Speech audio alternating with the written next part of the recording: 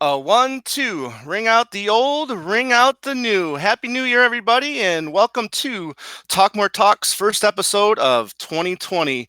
We hope you all had a wonderful holiday season and a great new year. Welcome back. We're glad you're here. We're glad to be back. Can't believe it's already 2020, and we have already got a lot to talk about.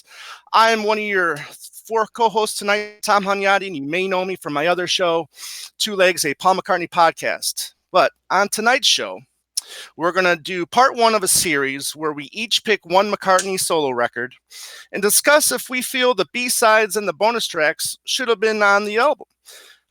It could be any album. I mean, we know so many albums he did consisted of probably a double's album's worth of material. And tonight we're going to talk about a lot of those songs. But before we get to that, we're going to get to my co-hosts. First up, she is so many nicknames. I mean, if you ever watched Rocky 2, when they announced Apollo Creed, he's got like 30 nicknames out here, you know. And she is the first of all, she is the queen of lipstick, and she is now heavily restocked on lipstick, and she's ready to go for 2020. She is Dr. Kit O'Toole, and we all know her as the author of this one right here, Michael Jackson's FAQ, as well as this guy right here, Songs We Were Singing. And it's great to have Kit back. Kit, how you doing? I'm doing great, Tom. Hi, everybody. Happy New Year. Great. Next up is the YouTube sensation. He's rocking the world. He's with his Rant Sid videos and all of his solo Beatle and Beatle finds, his record finds, and just great to have him part of the show. And he's actually now going to be part of the show full time, and he is Mr. Mean Mayo. Oh, hello there, Tom. Thank you very much. Hello, everybody, and let's ring out the false, ring in the true. All right, very good, very good. Kit, do you want to give an update with Dr. Kenneth Womack and talk about what's going on with him?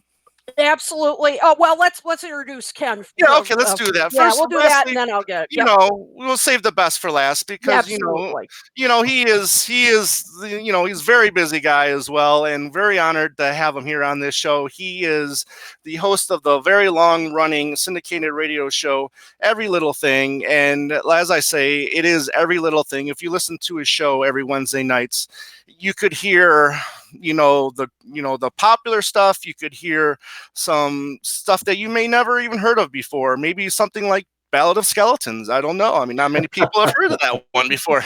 But anyways, not only that, he's also the co-host of, one of my favorite Beatles podcast, Things We Said Today, and he is the one and only Ken Michaels. What's going on, Ken? Thank you, Tom. I'm going to hire you as my publicist. All right. I tell you. Happy New Year, everybody. Happy 2020. I hope that all of you, including everyone watching, at the stroke of midnight, played Ding Dong Ding Dong. Forget about Auld Lang Syne now. That's right, all. Right. That's in the past. So passe. That's so 1890, I even made a video toasting while it was playing, if anybody wants to see it. Oh, cool. Very nice. Saw that. Yeah, I saw that. Nice. So, so just before we get going with the news and everything, just, an announcement that Ken Womack is still part of the show. He's going to be more of an occasional guest, and he'll be at our live performances as well, which will be in the future, telling you about the New York Fest. But he's going to be, because he is, his travel and everything, his schedule is so unpredictable that it got to the point where he said, I think I'm going to have to do just occasional appearances. So we have promoted Joe, Mr. Mayo. He is now a full-fledged member. So there are five of us to Talk More Talk. So Joe, I mean, you pretty much we're already a member anyway, but I'm officially now he's no longer the wings. Right, there you go. He's no longer the pinch hitter. That's right. He's no longer He's in the starting lineup now. Thanks. It's been a lot of fun. I can't believe April it'll be a year that I've been doing shows in April already. Jeez. Shows how time flies. Yep. Yeah, sure does. All right. Well, before we get to tonight's topic, we have Ken with all the latest and greatest. Ken, you know what to do. There's a lot of news to get to because it's been several weeks here. Unfortunately, we have to start the news with very sad news that I'm sure everybody has heard, and that is of the passing of someone near and dear to us in the Beatle world, and it was quite a shock for all of us. So unexpected, that being Neil Innes. And Neil was a part of the Bonzo Dog Doodah Band. He's been called the Seventh Python, big collaborator with members of Monty Python. And of course, he was Ron Nasty in the Rattles. And he wrote all those great Rattle songs. And there's so much we can talk about. He was a brilliant, funny man. I can't believe that I had the privilege of interviewing him in 2018 twice. One for my show, Every Little Thing, which is also on my website, and also for Things We Said Today. And he was so full of life. He was sharp as a pistol, so witty. I mean, it's kind of like John Lennon in a way. He reminded me. Or Robin Williams. He was rapid fire with what came out of his mouth. But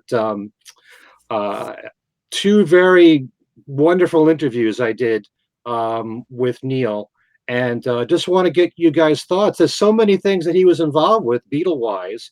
First of all, just let's mention the Bonzo Dog Band.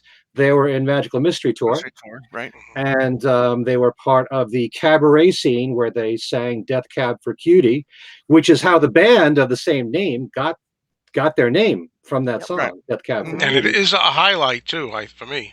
Yeah. Mhm. And Just also, that damn black bar just keeps getting in the way. I was gonna say, yeah, because it was all about the music in that scene, right, guys? Yeah. That's what you guys like. That's it. also with the All right. Bonzo Dog Band, the biggest hit they had in the UK was a song called I'm the Urban Spaceman, which went top 10, and Paul McCartney himself produced the song and actually played ukulele on it. Okay. So, and then you could talk about the Python Yeah. relationships and being in Monty Python and the Holy Grail, and he wrote Braves for Robin, the really Yes. funny song in there. Best part of the And, movie for me. Oh, okay. Yeah, I love it. Want to talk about the George Harrison videos that he was in? Yeah. You probably know Crackerbox Palace. He's the guy who's, well, he's dressed as a woman. Right. And he's pushing the baby pram in Crackerbox Palace, and George's head pops out. That's Neil. And one thing I didn't know until I interviewed him was that he was in the video for True Love. Because in the song, the Cole Porter song, the words are, for you and I will have a guardian angel. Well, he is an angel in the video. And in Britain, they had a newspaper called The Guardian, and he's holding it up and reading it. So a little pun there. I don't know if any of you are aware of that he's in that video. No. And then also this, of course, the Rattles. Yeah. You know, they're the greatest Beatles parody of all time. And their two albums that they made are priceless. I don't know how someone has the incredible ability to take stuff from Beatles songs and twist it just a little bit to make it its own song. And Neil was able to do that so well on those two albums. So, and they're good songs too. Yeah. I think. Brilliant. Really good songs. Yeah, that's what I was going to say. That really takes talent to not only write songs that are sure they're kind of a parody of the Beatles, obviously, but he doesn't just copy them. Right. He really transformed them into something else, and they were funny. And all, but I mean that is true talent to write a kind of an imitation in a way of a band, but transform it and make it your own. And that's I mean, I give him a lot of credit. That's real talent. Yeah. And he was a guest a few times at the Fest for Beatle fans. And the reason why I got the two interviews is because he was about to appear there at the Fest. And he just released an album, which is called Nearly Really. It's difficult to say. He actually did tour last year with the Rattles in the UK for a couple of months. Right. And I know that John Cleese and Michael Palin had some very nice things to say on his passing. If anybody would like to hear the interview that I did privately with him, it's on my website at kenmichaelsradio.com. It's on interviews page 4. Everything there is all arranged alphabetically by artist. And if you want to hear the one that we did on Things We Said Today, you can find it on YouTube and also on Podbean and iTunes. It's show 263. Okay, but he will sorely be missed. That's for sure. Eric Idle has yet to say anything about his passing. I haven't seen anything yet. Yeah. Okay, that's true. Yeah. Also just passing on December 26th is Les Chadwick, and he was the bass player for Jerry and the Pacemakers. The group was actually the second pop act signed by Brian Epstein, also produced by George Martin, and Les stayed with the group until their split in 1966. Now, some news that we're in this group we're very excited to talk about here. According to an internal Universal Music catalog of upcoming releases, Paul McCartney's Flaming Pie will be the next of his archive releases to get the royal treatment, remastering with a box set, and the release date is given as July 24th, with a limited deluxe edition containing 5 CDs, 5, and 2 DVDs. Yeah.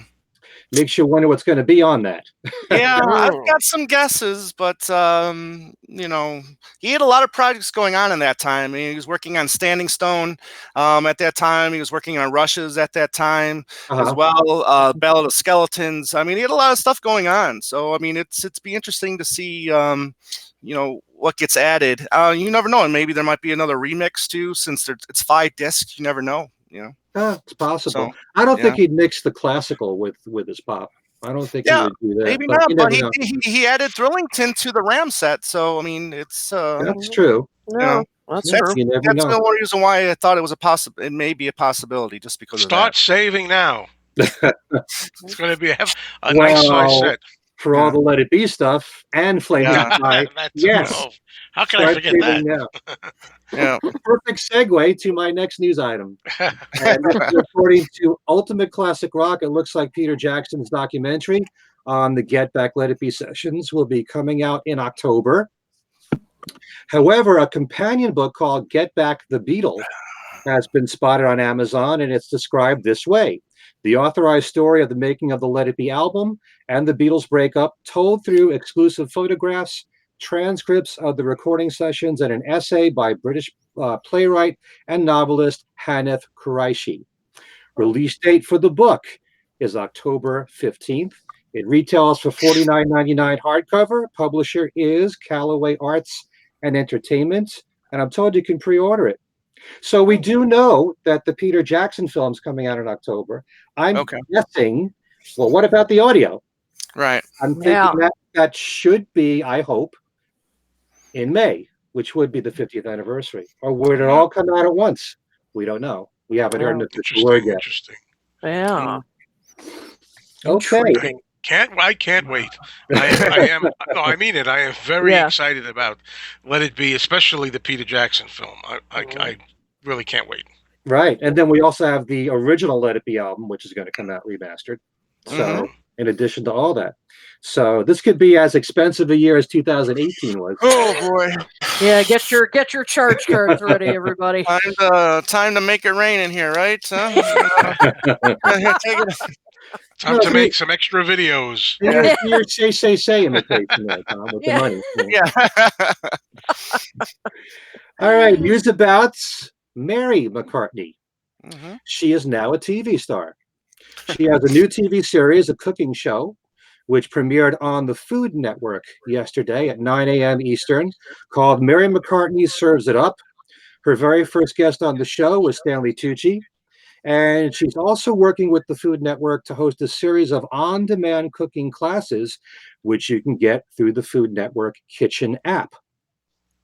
The classes and TV show will showcase Mary's vegetarian meals.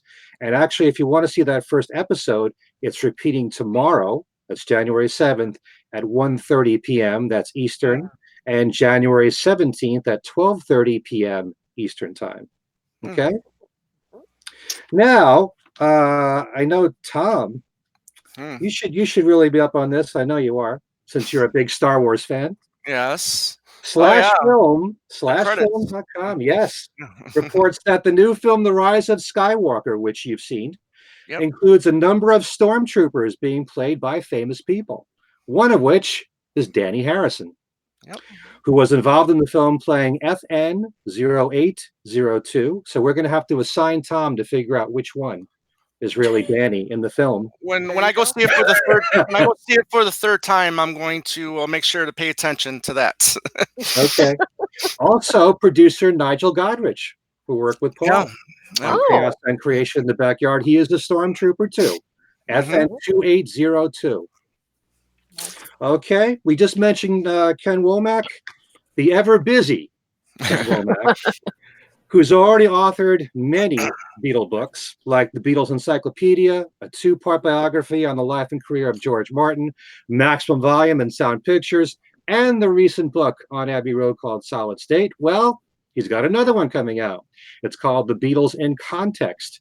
And Amazon writes that the book brings together key themes to better explore the Beatles' lives and work and understand their cultural legacy, focusing on the people and places that were central to the Beatles' careers, the visual media that contributed to their enduring success, and the culture and politics of the time. Expect that one in March. And actually, because I have a chapter in it, so it's going to be a collection of all different essays about putting the Beatles in the context of their time, and it's I did a chapter about the Beatles and Bob Dylan, so it'll be really an interesting book when it comes out. So hopefully March, and hopefully premiering it at the fest. Fingers crossed. He's put out nothing but great material, so quality stuff. He must have learned how to stop time or time travel or something. I don't know how I can figure somebody as busy as he is, and he's able to do such great things, and in this time, it's really amazing. And we are going to have him on to talk about Solid State, probably Beatles in Context, so he'll be back for that kind of stuff for sure. Okay. In future episodes. We're looking forward to that.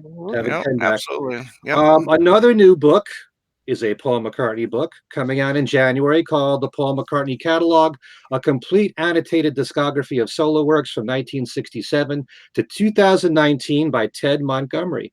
And Tom, you had him as a guest on Tuesday. Absolutely. Anything you could tell us about the book? Well, like I said, it's due out in January, and it is his complete discography, including classical and experimental and covers albums. So it is an opinion piece, just so everybody's clear on that. And it's I'm looking forward to it. Like I said, I'll talk about having him on later on in the show. Okay, very nice. We got to mention the Fest for Beatle fans coming up. It's March 27th through the 29th at the Hyatt Regency, Jersey City on the Hudson. Special guests include Jenny Boyd, that's Pattie Boyd's sister, with her new book called Jennifer Juniper, of which the Donovan song was named after. Special guests also include Billy J. Kramer, who is premiering a new single, Don Denneman, who I believe has never been at the Fest for Beatle fans. He was a member of The Circle. Remember Red Rubber Ball and Turn Down Day?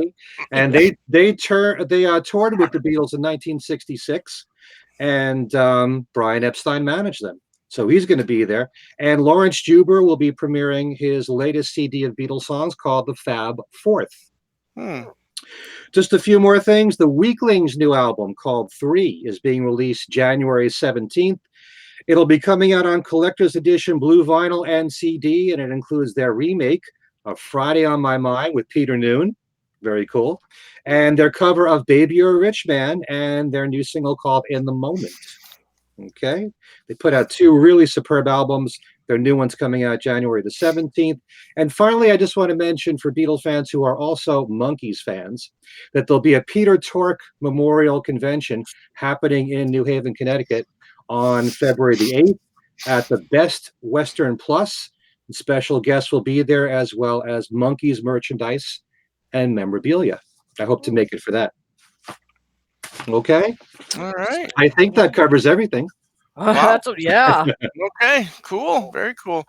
Well, as I stated earlier in the show, we're going to be discussing B-sides and bonus tracks, and these bonus tracks could have been on, a later reissue, or kind of like the Archives series are, have been releasing a lot of great bonus tracks and tracks we've never heard before, such as like It's Not On and You Better Stop, You Don't Know Where She Came From, stuff like that. And we thought, a few weeks ago, what a great topic it would be, because I feel McCartney is his own worst enemy when it comes to choosing tracks for his albums. He usually leaves a lot of really good tracks, or maybe that's his plan all along. You never know. Put a really good track on a B-side, because as we're going to talk in a minute, these B-sides are really good.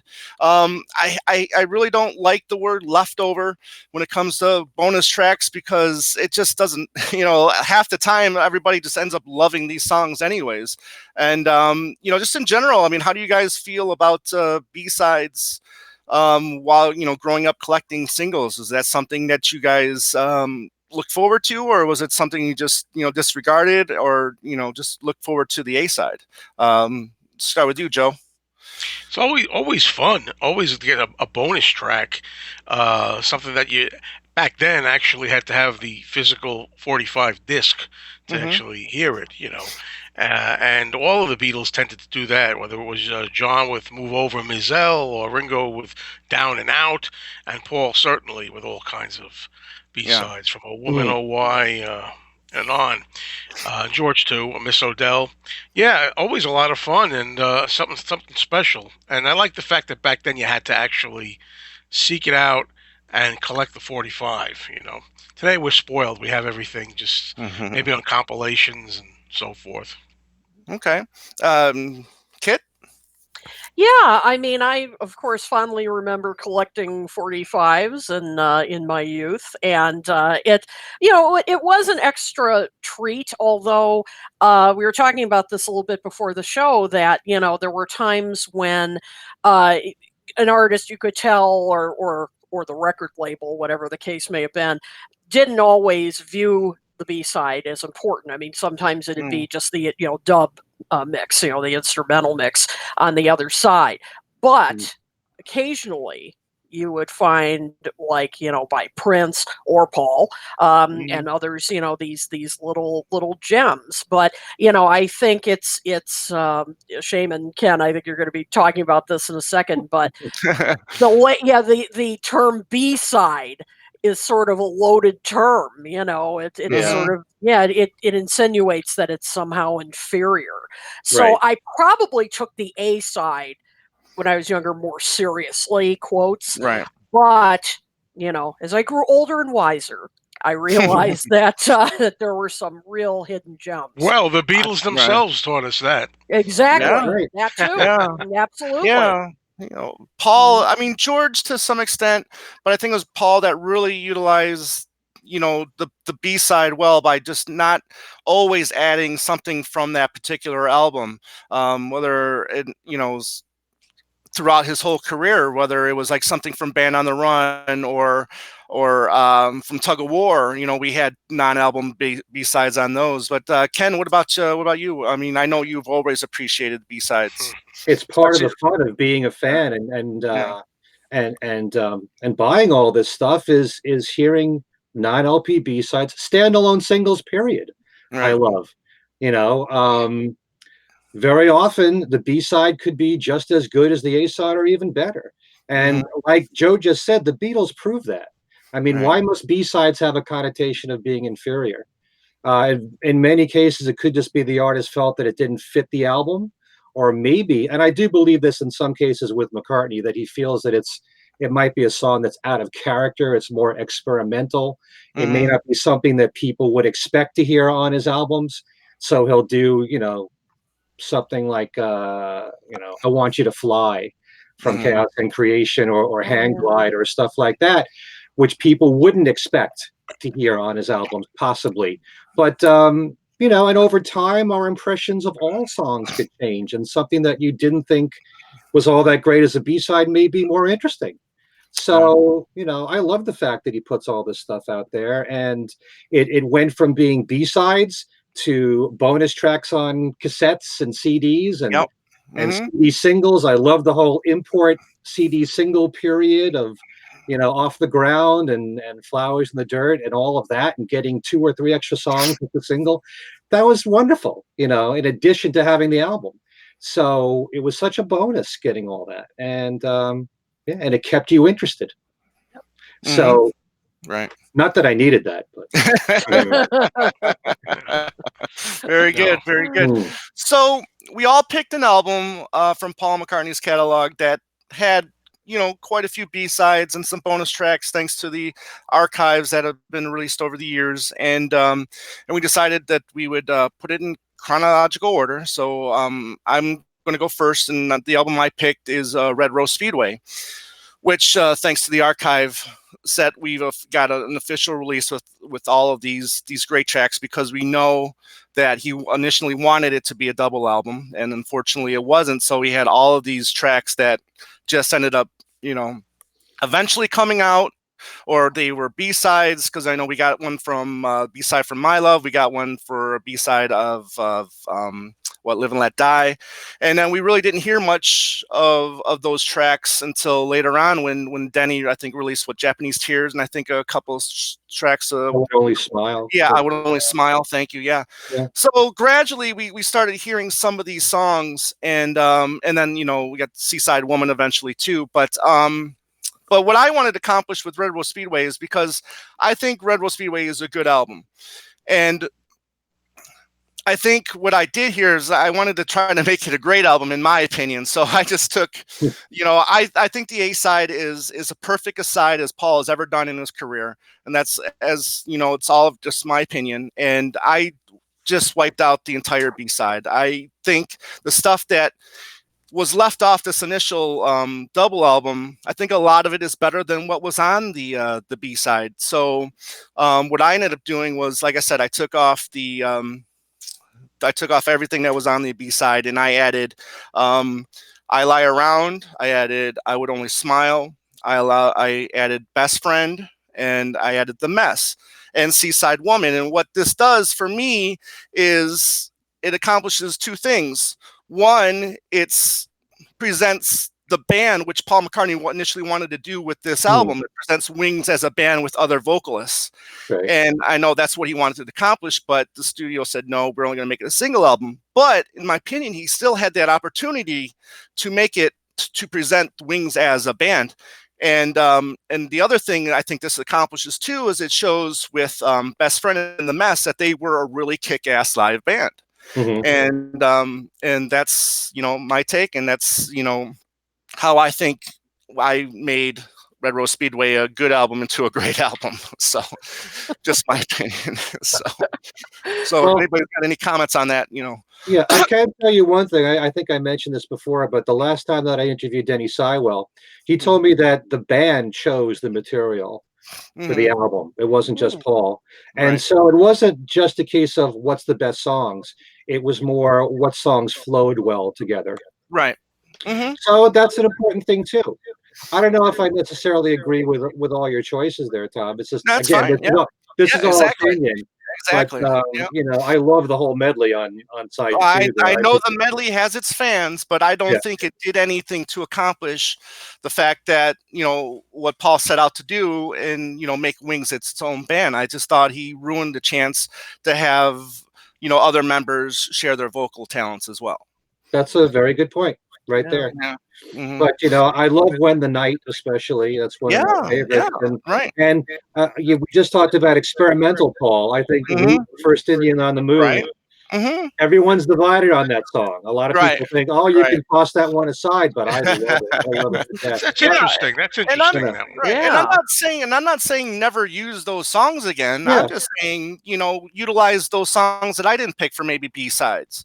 You know what I'm saying, or for later albums, or or something else. But I think just the fact that he's so vocal about wanting to, in the past, about wanting to make this, Wings an actual band, that I just thought, this was here. The opportunity was still there. And I think he lost, sight of that. And yes, in 1882, Sarah, I think is one of the best songs from those sessions. Great song. Great song. Yeah. But okay. Anybody else? Well, I'm glad you said the mess, because I have always been baffled as to why that didn't get more attention, and why that wasn't a regular album track. I mean, that just rocked. I loved it, and I didn't discover it until some time after that album was released. And I think I even remember, I think the first time I encountered it was at a Beatle Fest. I think they had a clip from the Paul McCartney special, and they performed it, and I loved it. I Mhm. just thought, wow, where has this song been hiding? And Right. so Yeah. so I'm absolutely with you. I think that song deserved a lot more attention than it got. Cool. I must give it some attention, because Red Rose Speedway, some people will know, has never been one of my favorite albums of Paul's, but I also have to catch up on the double album that came out, the extra stuff, because I'm ashamed to say, as a person sitting here, that I have not given it its due yet. And I actually got it as a gift, the special version of the vinyl, with the extra tracks on it. It's still sealed, and I haven't gotten to it yet. And I never got the archives set, only because I'm waiting. Hopefully, you can get it a little cheaper right now. Right. But Yeah. so I'm behind on this, and I'd like to hear these other tracks and see, what you're saying, Tom, about how maybe it would have been a stronger album if it was a double, or if other songs were substituted in there. Right. Some of the tracks I really like a lot on it. Yeah. I got to tell you though, Tragedy is such a beautiful. Oh yeah. Granted, it's a cover. I have no problem with cover versions and everything. I mean, even at that time, "Love Is Strange" is one of my favorite songs on Wildlife. But I first discovered Tragedy when it was on the Cold Cuts bootlegs, and I just don't understand why that didn't make the album. I mean, that could have been a single to me. It's a lovely arrangement of that song. So yeah. Yeah, cool. Some other good stuff out there too. I didn't include Henry's Blues because I don't think it's got an official release yet. So I only stuck with songs that were officially released. And but so many great songs. I'm so glad that he added that extra feature of a reconstructed double album, which I thought brought a lot of cool tracks out on those albums. But let's see here. So we're gonna move to the next person, and I believe it's Kid O'Toole, who chose an album which a lot of people either love or hate, and and she's I think she's a defender of the album, and she's going to talk about Press to Play. Yes, this is the ever divisive album among fans, and I think we'll be doing a show about it in the future, Joe. And I'm trying to keep the straightest face. I'm not giving away yay or nay. No, I mean, I've always been a defender of this album. Yeah, it's very different than anything he did, for sure. But I kind of like the experimental aspect of the album. But there were 3 songs that were recorded during those sessions that ended up on B-sides, and they were added to the album later, and I believe it was the 1990 compact disc version. But I'm working from the original one I knew, which is on cassette. So kicking it old school. So so this is the original. Oh, thank you, George. I just had someone say, "Love Press to Play." Love you, George. Okay. So, but anyway, so there are 3. The first one is, I think, a really another lost gem, which is "Right Away." I just say it's so catchy. It is just so darn catchy. Has a little bit of a jazz tinge to it. The piano on it is just terrific. And are the lyrics deep?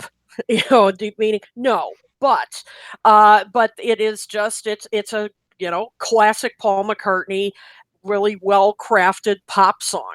I think. I mean, it's just first time I heard it, which was and it later came out too. It was the B-side to Pretty Little Head, which is another song. It's so weird, but I love it. I like Pretty Little Head. I love it. Yeah. I mean, it's great. It's weird, but oh, good, their number. Okay, we'll have to do a press to play special later because we're Okay. getting a lot of we're getting a lot of positive comments here. So these are our people. So I've been pushing for a press to play show. absolutely, yeah. Yeah. Yeah, absolutely. Yeah, Ken and I have been the defenders of press to play for sure. But anyway, so I love that one. There's also "It's Not True," which was the B-side to the single press, and it's so unusual because it starts out with this thundering drum beat. So you're getting ready to hear some, Paul gonna rock out, and then it becomes this soft ballad. And I mean, he really throws you for a loop on this one. But Kit, can I interrupt? There's sure, two versions of "It's Not True." Yeah, there's the one that this is remix.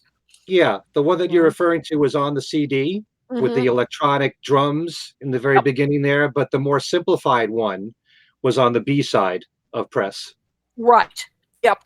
It's very different in that way. Yeah, they are. I kind of like the I don't know. It's for some reason I like the powerful drum version better because it's just so unusual. But regardless, it's a nice song. It's again, I wouldn't say they're his absolute best lyrics, but it's the melody's catchy. I just have always liked that one, and then the other one, "Tough on a Tightrope," which I've always liked as well, and thought, why the heck didn't he put that on the album? Was the flip side to "Only Love Remains," which is, Ken and I have discussed this many times. We think it's one of the best. I like "Only Love Remains." All right, so Joe, you're with us on that. That's two. Excellent. Yep, exactly. One of his greatest love songs ever. It's beautiful. It's beautiful. "Tough on a Tightrope" is really, it's got almost a folk quality to it, a little bit of a Celtic almost quality at the beginning. Great guitar solo too, this soaring guitar solo in the middle, and I just love that phrase, the title phrase, that whole about being tough on a tightrope. I mean, the tension of the.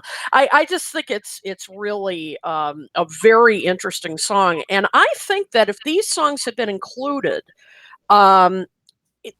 maybe people would have liked the album a little bit better, because to me, when you hear these songs, these are a little more. I hate to say traditional.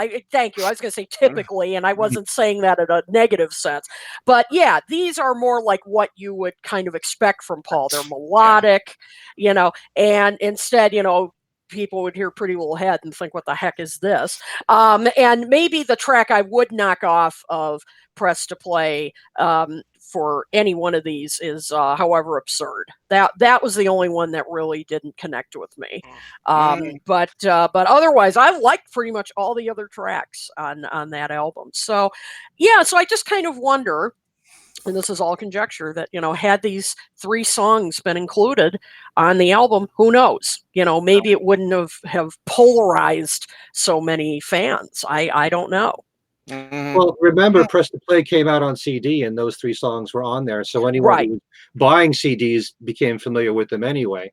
But you also have to mention this other song that I was talking about before, called "Hang Glide." Yes, that's from the same sessions, and it was an instrumental that is very electronic and kind of new age. It reminded me of Jean-Michel Jarre's music of the time. And it was only on the 12-inch for Press. And anybody who listens to it would probably not know that that's Paul McCartney. Obviously, because it's an instrumental, so you're not going to hear his vocals. But it's so different. And I think it's a really cool track. If you like exploring Paul's experimental side, check out "Hang Glide." Go to YouTube, play it. Is it. interesting. It's very different. It really is. Yeah, and you mentioned Right Away, which I think is the best of all of those, except for one song that hasn't seen a release yet, which is one of my all-time favorites, which is Yvonne is the one. But that's good.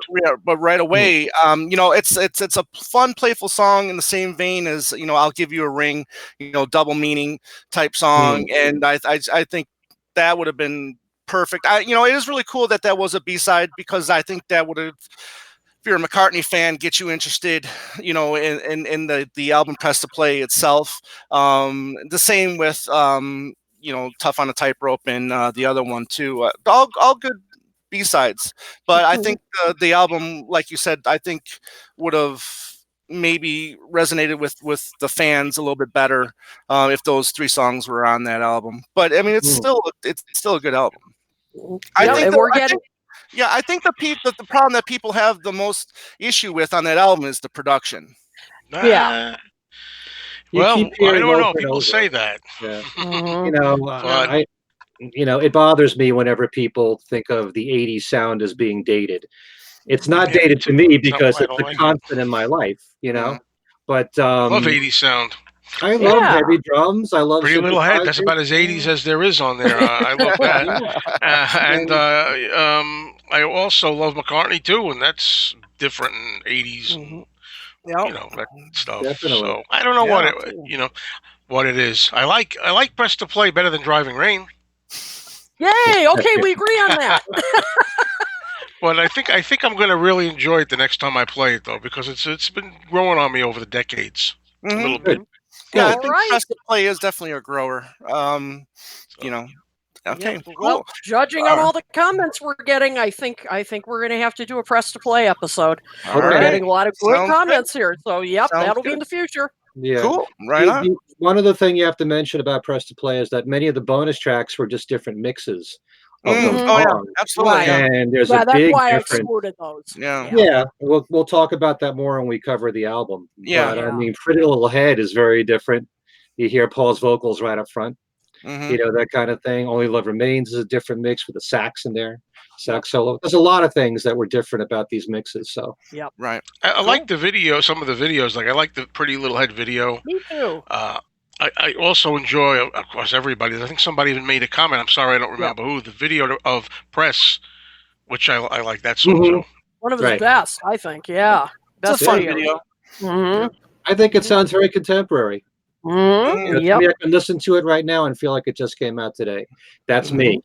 But for people who really dislike the 80s sound, and there are a lot of Beatle fans who are that way. Yeah, I know a lot of people. The album for that. Yeah. Reason. A lot of people, enough people that I know don't care for the 80s. It's a subjective thing. Yeah. Me, I like the 80s. So. A lot of good stuff. Absolutely. Yeah. Cool. All right. Well, I believe Mr. Ken Michaels is next because his pick was Flowers in the Dirt. That's right. My favorite McCartney album. That's true. Which I'm surprised you picked that because you consider it your favorite of his album. So why would you pick that album? Because do you think you can make it better with the B-sides and bonus tracks? Only a little. Really. That's the thing. I mean, Flowers in the Dirt, I love every single song on it. McCartney, if there's one word to describe his music more than any, is eclectic. He does more musical styles than anybody else. He dabbles in everything in Flowers in the Dirt. And, I love even stuff like Où Le Soleil. I like his dance stuff. I like something quirky like Don't Be Careless Love, which took a while for that song to grow on me, by the way. But the thing with Flowers in the Dirt is it's a very complicated thing. If you were to look up Wikipedia, it actually says that it took about 4.5 years to record Flowers in the Dirt, from October of 1984 to 1989 to January of 89. And so that includes, he was working on Press to Play then. There's all this other music that Paul was working on with Phil Ramone and David Foster. And some of that stuff has been released. Some of it's been bonus tracks for Flaming Pie. And where does all that belong? I mean, it's been released, some of it. A few things have not, like Return to Pepperland is in that mix. That's an amazing song to me. But of the stuff that has been released, you got to say Flying to My Home is one of the best. Yes. doubt one of the best B-sides he has ever put out, and he's put out a lot of great ones. That's a killer song, yeah. Instead of taking out anything from Flowers, I would just add that. Yeah. Really. I mean, it's got a lot of commerciality to it, and then it has a quirky feel to it, kind of Rammish in a way. I like like how the vocals are changed. I like his voice is not the usual McCartney voice. I like how they changed his vocals on that. And I like starting the song in a cappella. Yeah. How cool is that? You know, to start a song that way. Also, I don't know where you place this. What do you do with Back on My Feet and Once Upon a Long Ago? Oh, because it's in that time period, but it was a single about a year and a half before Flowers in the Dirt came out. So is it really a Flowers in the Dirt song? Either. It's earlier, right? Yeah. Yeah. Well, like I said, it came out a year and a half before the album, but so much of Flowers in the Dirt material is from several years before it came out. But Once Upon a Long Time Ago was commissioned for a completely different project. True. That's true. It was supposed to be for the Princess Bride. Correct. So, yeah. And it was rejected for that. But I'm just saying only in terms of what was recorded then. Well, for me personally, you can, if you had Once Upon a Long Ago, which I really like, and if you had Back on My Feet, which I really love, if you put both of those on Flowers in the Dirt somehow, and took a couple of others off that I personally don't care for as much, it would have really boosted the album in my mind. No. I mean, it's another album where, again, I just so happens the ones that you three of you have picked are ones that are not among my very favorites all the way through. But you're fired. What a time! What a time to come up with this. Flying to My Home, wonderful. Back on My Feet, wonderful. And which other one I just mentioned? Once Upon a Long Ago. Once Upon a Long Ago. Those three, I love those three. I love them all. Those three. But would you even think of them, Once Upon a Long Ago and Back on My Feet, as being Flowers in the Dirt songs? Back on My Feet, I would, just because of the McManus connection. Oh yeah, right. Of course. Okay. But like I said, Once Upon a Long Ago, I would, I wouldn't, because of the fact that it was commissioned for, a movie. Okay. Well, some of the other material that came out from Flowers in the Dirt was The First Stone. Yeah, that's a great one too. That's from the CD single for this one. That was the first song that Paul wrote with Hamish Stewart. It's a pretty good rocker. I don't know if I would put that on the album and take anything off, but I think it's good as a bonus track. I Want to Cry, which really doesn't belong in Flowers in the Dirt material because it's really from the Russian album sessions. And that's another song that was on this one CD single. The Loveliest Thing. Yep. That was the B-side to Figure of Eight. That's a great ballad. I like that's that song. It's one of the many songs he worked on with Phil Ramone. I think that's the long lost Billy Joel song right there. I think that's got Billy Joel written all over that song. I love it. Huh. I never thought of it that way. Never thought either. Yeah. Okay. All right, but I do love that particular song. I would consider that possibly for Flowers in the Dirt. There's Good Sign, which was the B-side for the second 12-inch for this one. And that's a really good dance track. I like Paul's dance tracks, but that's fairly long. I don't know if you've already got Où Le Soleil on there, I don't know if I would add Good Sign to it, but I like having that as a bonus track. Party Party, that's from the World Tour Pack Edition. It's okay. I like having it as a bonus track. I don't think it's a fantastic song, but it's nice to have. I'd rather have all this extra material than not have it, but it doesn't mean that it belongs on the album. Right. Of course, there's the Put It There CD single, which has Mama's Little Girl on there and Same Time Next Year, which makes no sense to put on Flowers in the Dirt since they're both Wing songs and, from the 70s. So it doesn't even belong anywhere with Flowers in the Dirt. But just to give you an idea of some of the songs that Paul worked on in this whole interim from 84 through 89, some of which came out as bonus tracks, the Phil Ramone stuff. You have P.S. Love Me Do. You have Back on My Feet, Love Come Tumbling Down, Once Upon a Long Ago, Atlantic Ocean, Love Mix, Return to Pepperland. There could have been a Phil Ramone album there. Yeah. Really. So where do they belong? Some of them ended up as bonus tracks for Flaming Pie, which makes you wonder, when Flaming Pie comes out? Is he going to put some of those Ubu Jubu bonus tracks on there with these songs on there? But they're not from the period of Flaming Pie when Paul Right. recorded the songs for Flaming Pie. So, like I said, it's very complicated. Mhm. But if I had my way, and there's also Same Love is a great ballad from Paul, which was a bonus track on one of those Ubu Jubu Yeah. tracks from Flaming Pie. I Love This House. I Love This House. Yeah, That's all those songs. That's fun. So where do they really belong?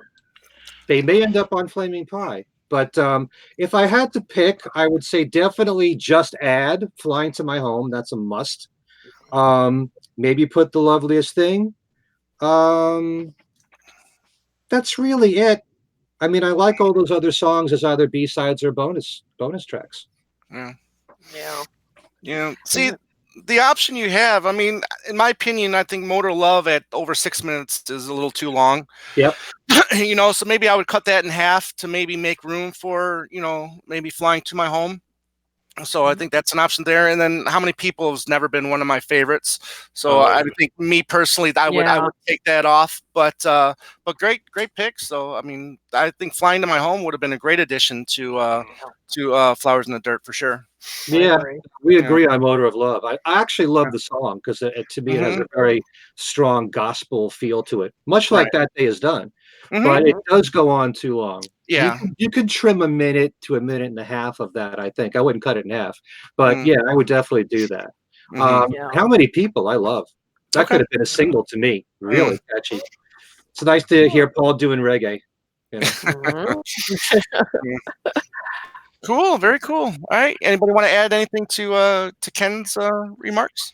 Just a party is one of my guilty pleasures. It's just fun, you know. I mean, but I agree it doesn't belong on the album itself. But yeah, as a B-side or bonus track, yeah, it's fun. You know, I've just for some reason that's just always been a guilty pleasure of mine. We'll have to do guilty pleasures volume 2.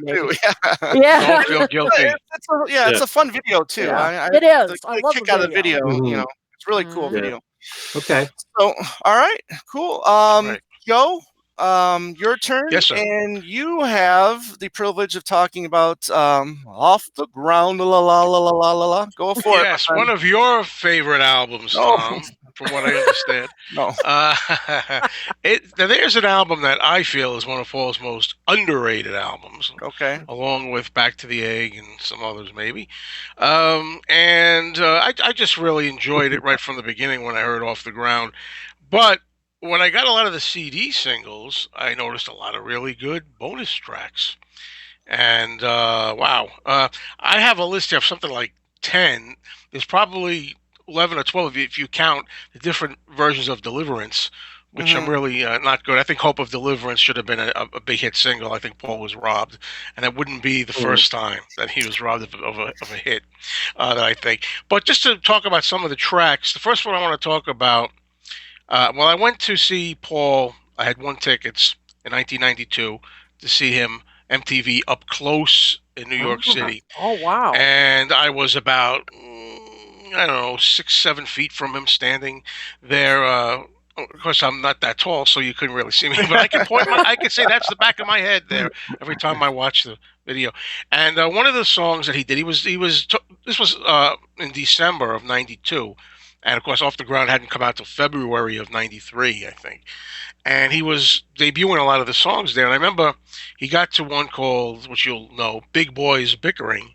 Yeah. And he said this is a protest song, another one from the new album, which he, whether he got cold feet or the record company got cold feet or whatever reason, it wasn't issued on the album. I like that Paul really has a lot of guts in that song. Now, I am not somebody who just says, yeah, sure, just throw the F-bomb around, you know? I'm not a fan of swearing in music, certainly not just for the sake of it. I can't stand that. But to hear Paul doing that really was risque for me, I thought, coming from him. But it fit the song, actually. And that's not the main reason I like it, though. I just think it's a really strong message. I think the accordion in there that's played by Paul Wickens is just really tasteful. I really enjoy that. And there's more than one song where the accordion complements it. Another one is Down to the River. Down to the River, you have an accordion break in there that's really nice, and that's kind of a fun song. Another bonus track. Kicked Around No More is another track that I really like. You got Linda's harmonies in there, which are really nice. I've always enjoyed Linda's singing and harmonies. I always said that when it was in Wings, she was a very integral part of Wings. I really believe that. Nice, soft track. So that's another favorite of mine. And should I mention Cosmically Conscious? Now, I love that song. I'm talking about the one that's like 5 or 6 minutes. Right. You get a little taste of it near the end of the official album of Off the Ground. Right. But I think wasn't that written in India? Wasn't that an earlier track that he did as a Beatle? Yeah, I believe. But that's from the school of songs that I can listen to for an hour, even though it's the same thing over and over again. There's some songs like that for me. Stuff like Fly Robin Fly off Silver Convention. Stuff like Funky Town by Lips Incorporated. If it's a groove and if it's catchy, I don't care how long. It just is so psychedelic and mesmerizing. I love that song. That's one of my favorites from there. Then I'll bring up another track, Long Leather Coat. Yep. Which is a rocker. Written with Linda, I believe. I believe she had a hand in that. Yes, she sure did. That's a good example of a song where, I don't have to necessarily agree with the subject matter of a song. Like, I'm not a big, animal rights guy. That doesn't mean I'm against animals. Let's not start anything. Take care of our animals. But I'm saying I'm not like an activist, an intense activist or anything like that. And there's lines in there like, your long leather coat is nothing but a handful of skin. In that particular song, which is, again, has a point to it, has a message there. I also like, back to the actual album, Looking for Changes, which is a song on behalf of the animals. Now, those are the ones that I really like. There's so many that I think over the years I haven't really had a chance to really let these sink in as much as I should. So I was familiarizing myself with some of them, and I think it was a DJ who's now my favorite DJ, Ghosty. Yes. David Wills. I saw a comment that he made on the Talk More Talk Facebook page. Yep. Hi, Ghosty.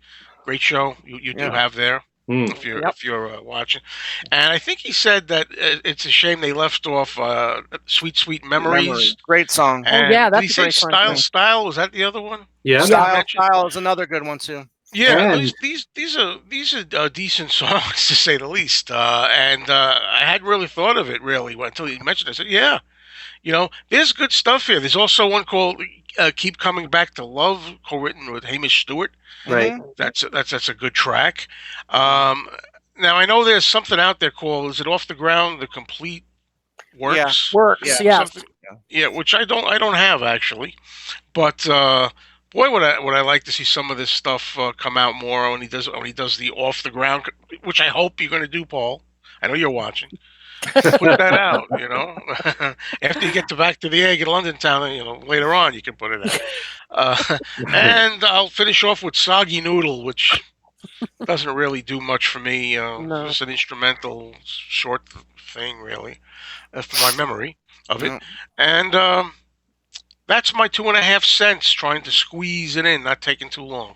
Oh no! Well, it's great you mentioned the Complete Works, because that I have that, and it really changed my opinion of Off the Ground, because the first time I heard it, I liked Hope of Deliverance, which, by the way, our friend Rob Gertson said it was a big hit in the Netherlands, I believe he said. But so but boy, it didn't do that much. Yeah. I mean, I remember seeing the video for it on VH1 and that sort of thing, but I don't remember it being like a big hit here. But I love that, and I actually like "Peace in the Neighborhood." I love that song. That's a good song. So I mean, there were like a few tracks I liked, but I thought, this just isn't really connecting with me quite as much. And then I found, and it was an import at the time, I remember being so excited finding this Complete Works, and it really changed my view. I couldn't believe all these other songs. I mean, I hadn't heard, a number of them because they were B-sides and I missed those singles. And, it to me, it really transformed the album. And I thought, okay, he did some great stuff during that period. I wish he had included many of those songs on the final album, but but it really, that album definitely changed my whole perspective. Oh, sounds cool. Yeah. Absolutely. I would definitely say Hobo Deliverance, the CD single, is just priceless. Those 4 songs, I mean, they're all really strong. By the way, Hobo Deliverance, I'm pretty sure, was also a big hit in Spain. Sometimes if you follow what Paul does live on tour throughout the world, he'll play songs that were popular in that region, which is, the whole beef with Mull of Kintyre, but he has done Hope of Deliverance, I believe, in Spain and in South America. So yeah, but Long Leather Coat is such a killer rocker. Yeah, I wish he would do that live. I really do. Right. Kicked Around No More is such a beautiful song, and I think it took a lot of guts to do Big Boys Bickering. I don't mind Paul using the F word. It's appropriate in this case. He rarely ever does it. So one song that you forgot to mention was I Can't Imagine. Right. Oh yeah, and I have it written down here too. I think that's because in parentheses I have okay. I don't know why. I can't imagine how I could have forgotten it. Yeah, but that's a real nice one. All those bonus tracks, really, for the most part, are really strong. Style has got a really cool rhythm track to it. It's got like maybe an R&B feel. It's very different. I like what these are all just to our advantage to get all these extra songs. And but I probably would make a few changes and put some of that material. I definitely would put Along with the Code on the album. And Kicked Around No More, and maybe I Can't Imagine on there. Maybe Big Boys Bickering, maybe. Yeah. The only songs that I might change, I mean, I love Biker Like an Icon musically, what's going on. I'm not too crazy about the lyrics. And that's really about it. I really like most of Off the Ground, period. I'm a big fan of I can't think of geez. Oh, I'm drawing a blank here. I'm tired. What's the one that Hey Jude for the Ages? I can't. Come on, people. Come on, people. A lot of people think. I know it got slammed in the review because it had a lot of cliche kind of words they said in some of the critics and stuff like that. But I really think that builds to a real nice crescendo. I really like that song, and I'm a fan. You know what? Wine Dark Open Sea is another song that kind of goes on too long. It's one of my favorites on the album, but it's at 5 minutes. It's a little long. I do like it, but it is a little on the long side. And something like Get Out of My Way. I mean, I like rockers by Paul, but there's certain ones. Maybe you guys know what I mean. They just seem like tossed off, just a generic kind of just another rocker just to rock. I don't know. To me, that sounds like just a throwaway rocket. It goes down easy. I can enjoy it, but nothing outstanding to me on that. But you need something to rock on an album, I guess. Maybe they could have put Long Leather Coat on it instead. If you're gonna do that, I don't know if it's one or the other. I'd pick Long Leather Coat. When Paul wrote "Get Out of My Way," he wrote it in a Chuck Berry type fashion. He wanted it to be like a Chuck Berry song, and it does have that kind of feel to it. I think so, anyway. Yeah, I agree. Right. Yeah, all those bonus tracks, B-sides, that's the I mean, if you added Get Off the Ground and Wine Dark Open Sea, in my opinion, with all of these B-sides and bonus tracks, I think personally that would have made it 10 times better Off the Ground, and one that I would have called a masterpiece, in my opinion. All of these tracks that you've mentioned, Sweet Sweet Memories, keep coming back to love, Long Leather Coat, Style, Big Boys Bickering, Kicked Around No More. All of these I think are excellent McCartney tracks that would have made an excellent album, and it's a shame that that wasn't the album, in my opinion. I love Off the Ground, the track. Yeah. And that's a little Yeah. silly with the la la la stuff, but Yeah. I think it's catchy Right. as hell. I It's love just it. yeah. Off the Ground. But those songs that you mentioned, Tom, you would Mhm. replace, say, Mistress I and would- Maid, I Owe It All to Yes. You, and I'd replace the lovers right. that never were. I have to Yeah. say it. oh, I took a never, chance. Yeah. never. I'm the only guy in the You're universe. breaking I Ken's know. heart. The Declan McManus thing didn't Yeah. work for me. So- except for back Yeah, I would replace, Veronica. Peace in the Neighborhood. I would replace Come On People. I would replace Hope Come of on, Deliverance. people. I would replace Looking for Changes. Those songs, I am not the biggest fan of when my favorite artists do either a protest song or a statement song or a political song. I'm just not the biggest fan of it. I mean, because it separates people too, and I just don't think that's the way to go. It's just my opinion, So, But it's okay. Well, it depends. Well, I was going to say something. I mean, let me ask you this, Joe. I mean, you're a big fan of saying this comment. I mean, is he practicing preaching practices with this album? Well, I say that because everybody's always picking on him for John Lennon, telling him Right. that he was preaching practices, and now he's hypocritically preaching practices with his Meat-Free Mondays and stuff like that. So that's why I say that. I say it as a kind of hypocritical thing. Right. But it's good to hear Paul do it, to have a little bit of, what's the word for it, a little onions once in a while, and come out and do something a little more than just "I love you, my dear, I love you." Right. I like that. Yeah. That's what I want. Yeah. I don't want the same Yeah. old. Paul, There's plenty of room for that. he's And I'm often all- accused of being so safe as Yes. an artist. So when he Yeah, speaks his good mind point. and says things, whether Yeah. it's about animal rights or something political, it doesn't happen that often. So, No. And But even then, he applaud him speaks when it he does safely. try. yeah, and You know, he's he's earned gonna the speak right it to do. safely. Yeah, he's earned Yeah. the right to do whatever he wants to do. In my opinion, if he wants to do that, I'm for it. Good, do it. It just doesn't mean that if it's good. I mean, if I don't like it, then I don't consider it a failure. I just don't like it. I mean, I'm just happy Yeah. that he has, like you said, Joe, the onions to do, to go off script. I don't know what word You know? to Yeah, use. but But he does take the safe way out too. I mean, it's like if there's something that's really not popular to protest or whatever, I don't think he would necessarily do it unless maybe give Ireland back to the Irish. Maybe would be an exception. right. Which is a good song. It's another Yeah. song I enjoy. Yeah. All right, Kit, did you want to add anything to Joe's Off the Ground? Yeah, I mean, really, I'm sorry, I could never replace Peace in the Neighborhood and Come On People. I Yeah. couldn't do it. But yeah, I mean, I just think, as I said, that off the Complete Works album really changed my view of the album. Really showed what a creative period this was for him.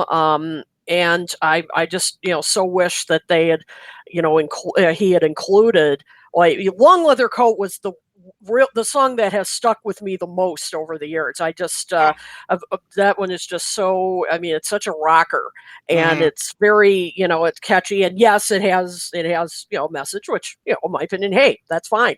But it's but I just think, he has some great vocals on there, and just a rocker. Wish he had included that, and there were some others, but but that's the one that I was thinking, as I was preparing for this, I was thinking about some of these B-sides that have really stuck with me over time, the ones that really I remember, and Long Leather Coat is one of them, and Flying to My Home actually was the other one. But yeah, I think Off the Ground's just a fascinating album, looking at it from that standpoint, how some bonus, just putting together an album with some bonus tracks can change the whole the whole original album. If they get to an archives of it, that I think it'll get the it'd be a phenomenal archive. reappraisal. Yeah, in my opinion. Sure. Yeah. Cool. All right. Well, looking at the time, we're running a little long here. But before we get to everybody's information and what they got coming up, does anybody want to shout out for some of their other favorite B-sides? Ken? Wow. How much time do we have? Another show. Daytime, Nighttime Suffering is one of my favorites. For many years, I've said Sally G is a masterpiece. It's as perfect a country song as you could possibly make. I love Oh Woman, Oh Why. Rain Clouds. Not so much Rain Clouds. I think that Check my deserves to be machine. a B. Rain Clouds deserve to be a B-side. I like I'll Give You a Ring a lot. Oh, yeah, that's one of my Yeah. favorites. Suck mine.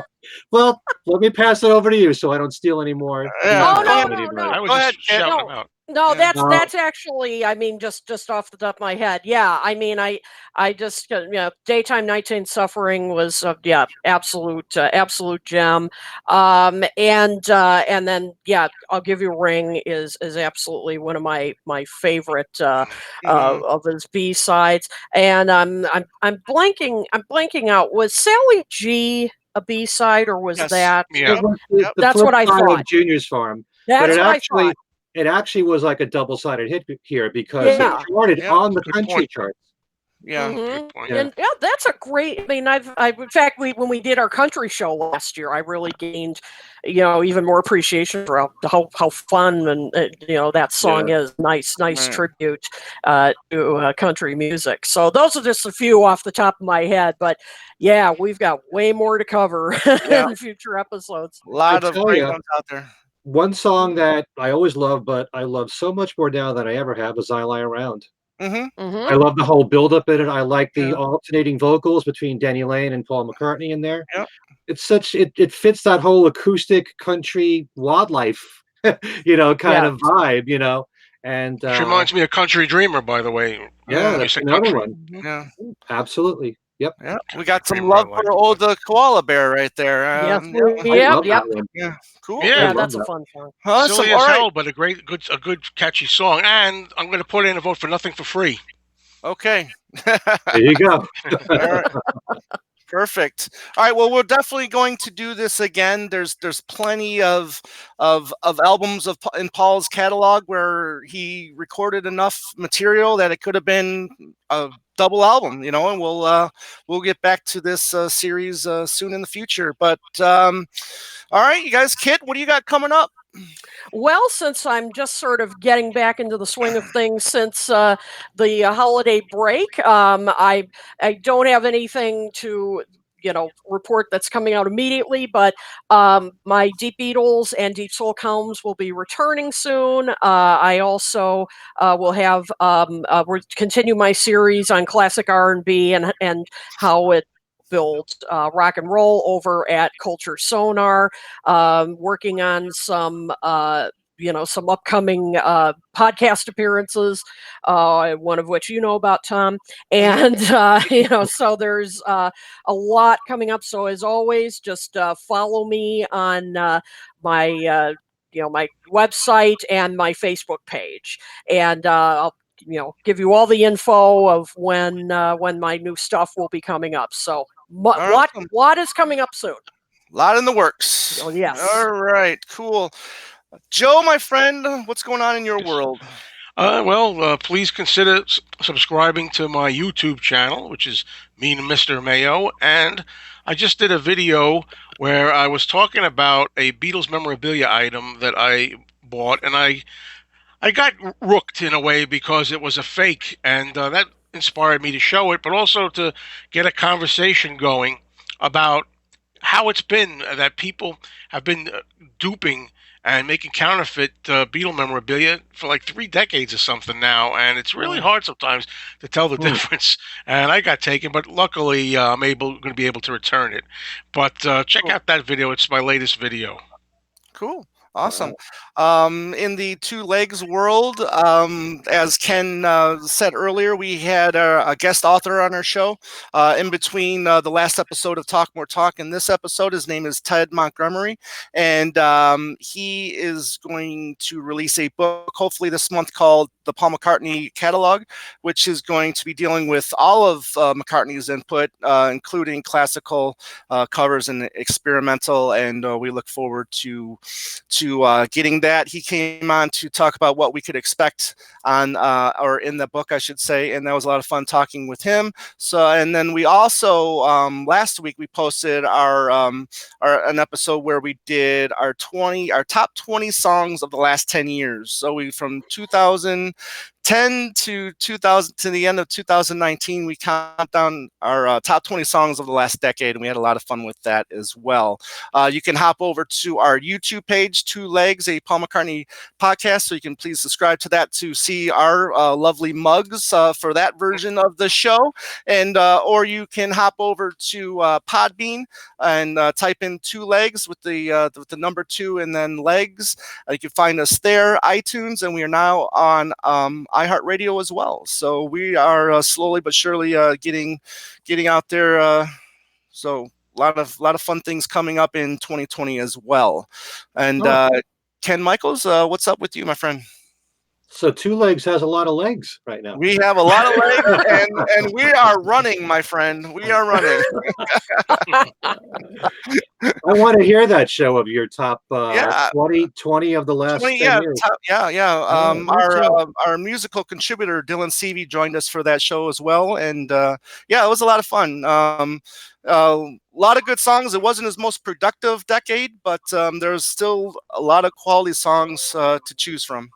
Okay. As for me, let's start with Every Little Thing. The live version of that show, which Tom described earlier, I couldn't do a better job, will be this Wednesday on WNHU, which you could stream at WNHU.org at 8 p.m. Eastern Time. It's only an hour long. It's a mixture of Beatles and solo, Beatle news, and a thematic set. And since it's January 8th, this Wednesday, and that's Elvis Presley's birthday, when he would be 85, if you can believe that.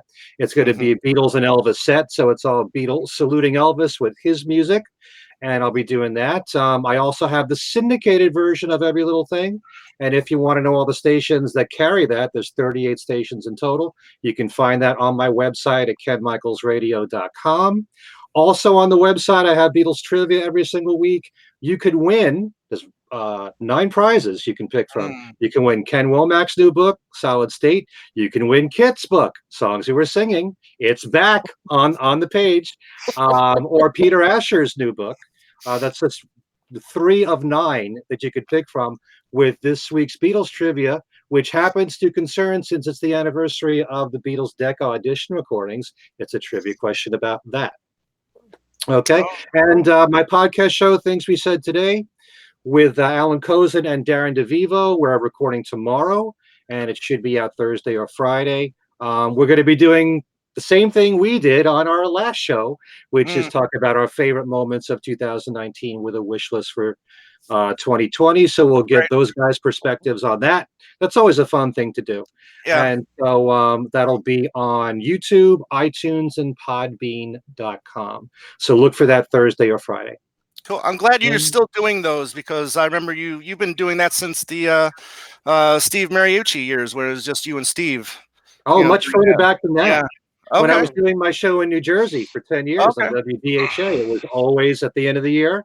Gotcha. The highlights of the year and what do you want for the next year. So I always love doing that. Cool.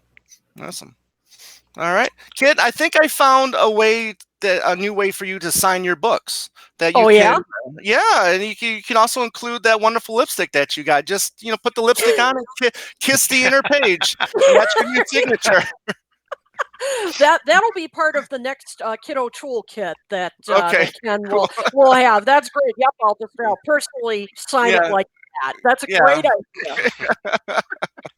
All right, you guys, thank you very much. This has been another fun episode. We really appreciate everybody hanging out with us for an hour and a half each, or every other week, I should say. And contact information. Go for it, kiddo. Just if you want to email us, email us with we love to hear your ideas and your feedback. talkmoresolotalk@gmail.com. You can also follow us on Twitter at talkmoretalk1. That's the number 1.